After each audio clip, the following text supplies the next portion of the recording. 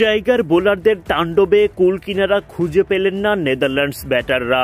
নাসুম আহমেদের জোড়া আঘাতে শুরু, এরপর তাসকিন আহমেদ, মুস্তাফিজুর রহমান, তানজিম সাকিবরা বারবার আঘাত হানেন ডাচ দুর্গে।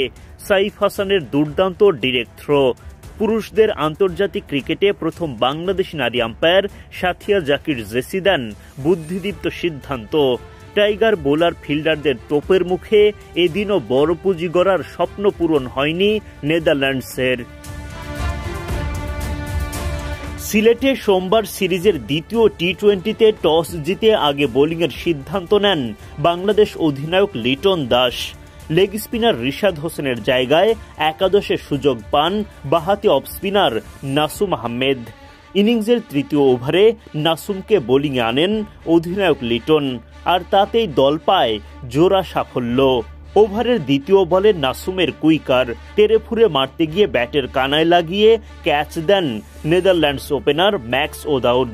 তাওহিদ হৃদয়ের হাতে জমা বল উল্লাস নাসুমের।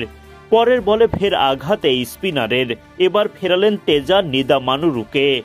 পারভেজ ইমনের হাতে ক্যাচ দিয়ে গোল্ডেন ডাকের শিকার হয়ে বিদায় নেন তিনি। মাত্র 14 রানে জোড়া উইকেট হারায় নেদারল্যান্ডস।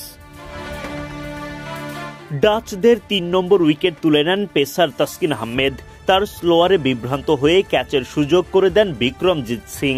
ব্যাকওয়ার্ড পয়েন্টে থাকা ফিল্ডার তানজিম সাকিব ডান দিকে ঝাঁপিয়ে পড়ে লুফে নেন catch.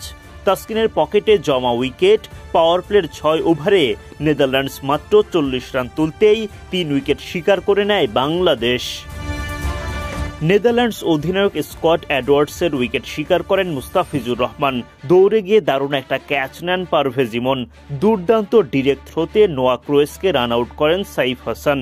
TV umpire Sathira Zakir Jessy লম্বা সময় ধরে পর্যবেক্ষণ করে আউটের সিদ্ধান্ত দেন। তানজিম সাকিবের বলে উইকেট কিপার লিটনের হাতে ধরা পড়ে বিদায় নেন শারিজ আহমেদ। 10 ওভার শেষে 62 রান তুলতেই 6 উইকেট হারায় নেদারল্যান্ডস। এরপরও তাসকিন মুস্তাফিজরা তুলতে থাকেন উইকেট, চাপ বজায় রাখেন নেদারল্যান্ডসের ওপর। ফলে সাদামাটা পুঁজিতেই থামতে হয় সফরকারীদের। টাইগার ব্যাটারদের জন্য কাজটা সহজ করে দেন বোলাররা।